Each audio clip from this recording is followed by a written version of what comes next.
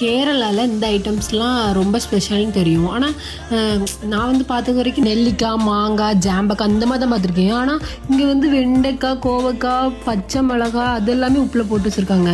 பாப்பாவுக்கு ஏதாவது ஜூஸ் வாங்கி கொடுக்கலாம் அப்படின்னு சொல்லி அங்கே இருக்க ஹைப்பர் மார்க்கெட் இருக்கலாம், இது வரலாம் அதுக்குள்ளே போனதும் கிடையாது, எங்கேயுமே போனது கிடையாது. சரி சும்மா போய் சுற்றி பார்க்கலான்னு சொல்கிற மாதிரி தான் போனோம். ஹைப்பர் மார்க்கெட் கீழே தாங்க. நாங்கள் சும்மா அப்படியே மேலெல்லாம் போய் ரவுண்ட் அடிச்சுட்டு வந்தோம்ல, அந்த கிளிப்ஸ் எல்லாம் இதில் போட்டிருக்கேன். ஆனால் இந்த மால்குள்ளே போன உடனே எனக்கு இந்த ஒரு கொஸ்டின் மட்டும் என் மண்டைக்குள்ளே ஓட்டியே இருக்கும். என்னென்னா இந்த மால் வச்சுருக்கவங்களாம் எவ்வளோ பெரிய பணக்காரங்களாக இருப்பாங்க என்ன அப்படின்ட்டு. இந்த மாலில் தாங்க நம்ம தமிழ் ஆக்ட்ரஸ் நிறைய பேர் வந்து ப்ரோக்ராம் நடத்துவாங்க.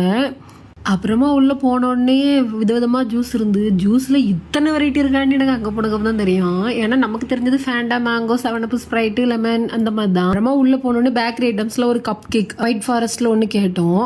நாங்கள் பாப்பா கையில் கொடுக்காக தான் வாங்கினோம். ஆனால் அவர் என்ன பேக் பண்ணிட்டு இருந்தார். அங்கே வந்து அதில் பே பண்ண முடியாதான், அங்கே முன்னாடி போய் தான் பே பண்ண முடியுமா. ஆனால் இதெல்லாம் அநியாயங்க. ஆனால் எப்படின்னா நமக்குலாம் தெரிஞ்சது பப்ஸு, ரோல் கேக்கு, வேறு அந்த மாதிரி தான் கொஞ்சம் கொஞ்சம் தெரியும். இந்த பர்கரு, பீஸாலாம் கூட தெரியும்னு வைங்களேன்.